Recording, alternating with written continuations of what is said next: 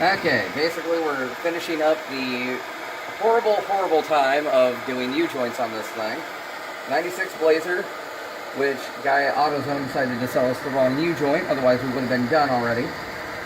And if anyone's wondering why I'm still using a torch on this thing, is I'm heating it up because it is super freaking cold in here, and it will help the U-joint actually go in easier when I'm pounding it in. As you can tell on this end here, we've already did the replacement, which actually had a little plastic clip inside of this area here, and we had to use the butane torch here to actually get the clip to melt and squirt out the holes. And thank you for many of the other YouTubers for showing us that, because that actually saved us a lot of time. And for those of you that are wondering, this is the part number for Duralast. And that is on a 96 Chevy Blazer 4-wheel drive 4.3. And it's the same one that they use here as they use on the other end. So if they try to sell you two different sizes, don't listen to them. What the old ones looked like, this is the one that was on the right, or the rear of the vehicle. And as you can tell, this thing is pretty well shaved, and right here you can see that it is completely, like, broken. There was nothing left but powder, if that. The one on the center area wasn't as bad, but you can still see it's actually very worn, and the area of the rust that's already going because the caps on it the pins were missing because they were already ground down, and there was no actual lubricant whatsoever left. And this thing made one hell of a clunk noise. More of a clang. Yeah. And now I'm putting in the new one, which I love the one that has a little adapter here so we can actually hook up the grease gun. So once we get this thing on there, we can grease it. And also all the pins are lined up correctly, so I don't have to worry about that while I'm working on it.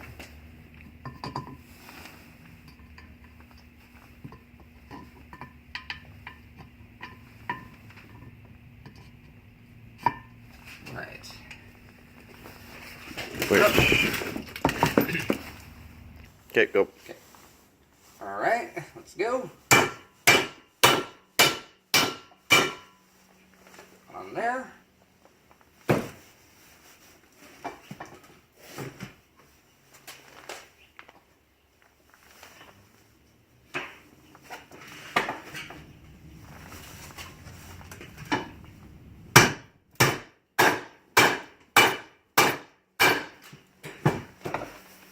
Got it started, and that is what you don't want to happen, the pins, but they're still in line, so we can actually get them put right back in place.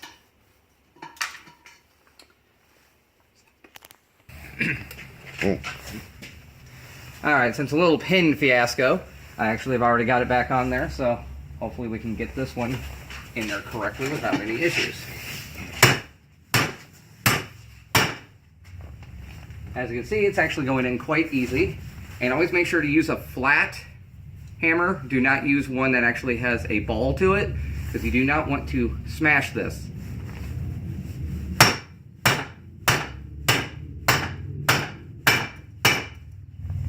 Okay, that looks good on this side.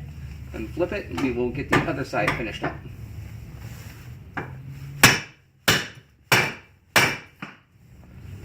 Alright, now let's check our work. Okay, I made sure the little nipples are actually all the same. We're good there. And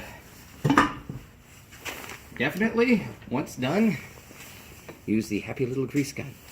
You don't have that in there. There we go.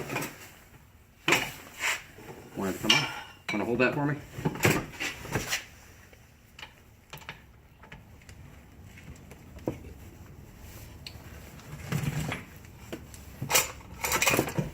Alright, that's a good start for it. And where's my happy little bag? Which bag? The one with the screws? The one, no, the one with the retainer clips. Alright, now it's time to add the retainer clips. But first we have to make sure that this is flush. That one looks good, but this one here looks like it's going to need another hit because right here in the groove it is not flush. So let's go ahead and put this thing back on. And I'll give it a couple more whacks.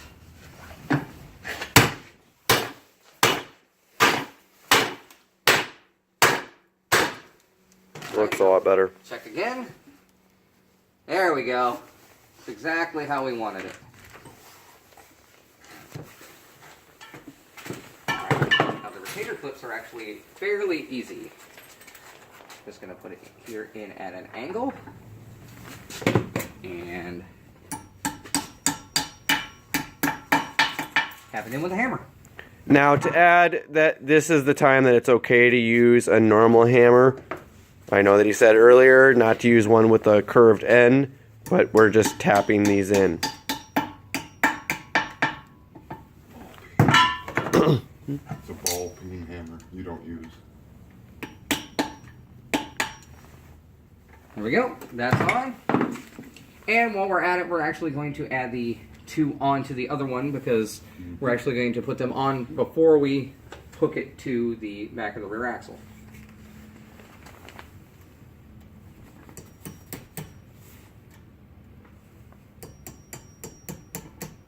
Go ahead. There we go. Butt up against. Alright, there's one.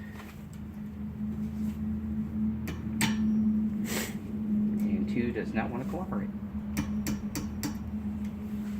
That's fine. I'm used to vehicles not wanting to cooperate.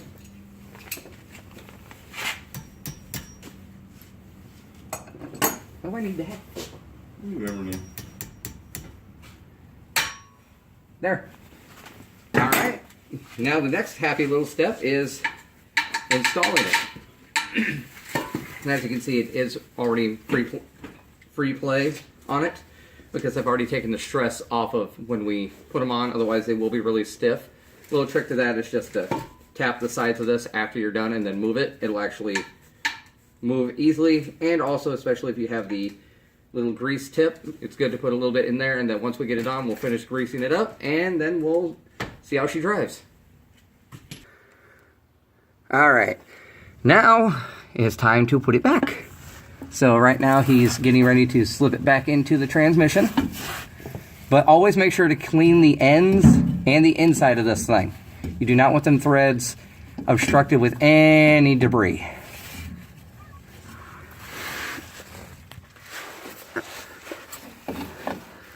There you go, and it slides right on in. Now this next part,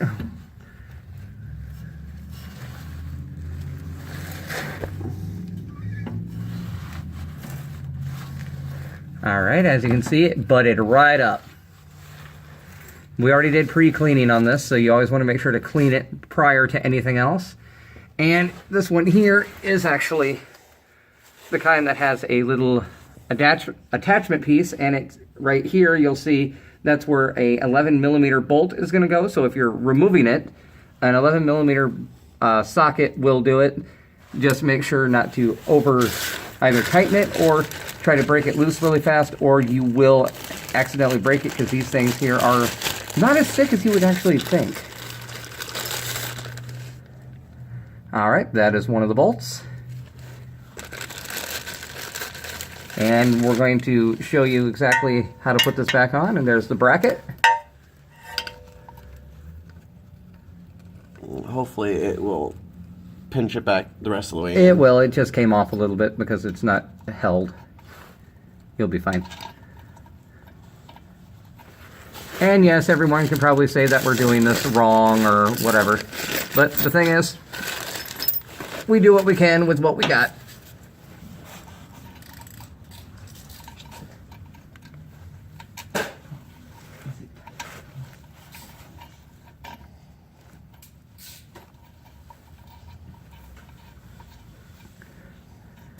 And for those of you, I like to kind of start it by finger tightening it. Just a little bit. That's me personally. Some people say, why do that when you have a ratchet? It just makes me feel better because otherwise sometimes, especially when you're dealing with longer bolts, you can start with the ratchet and it just does not hit the hole right.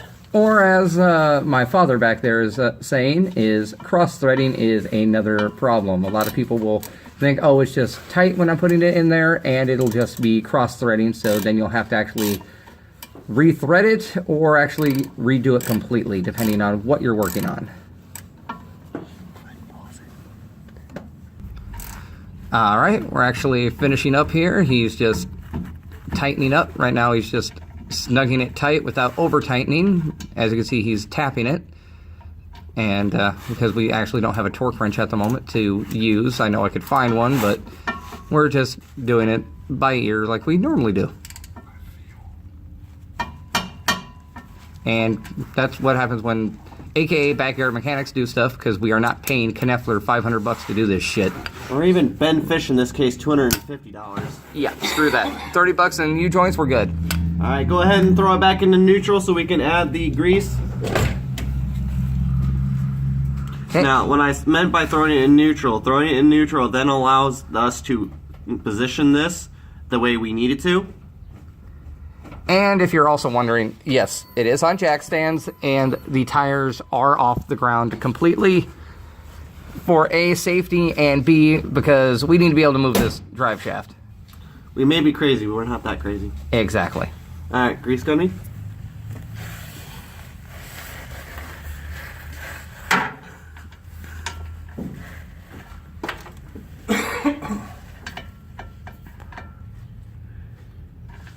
Wish you had a thinner tip. Yeah, it doesn't want to go in. Okay. We'll go ahead and move that then.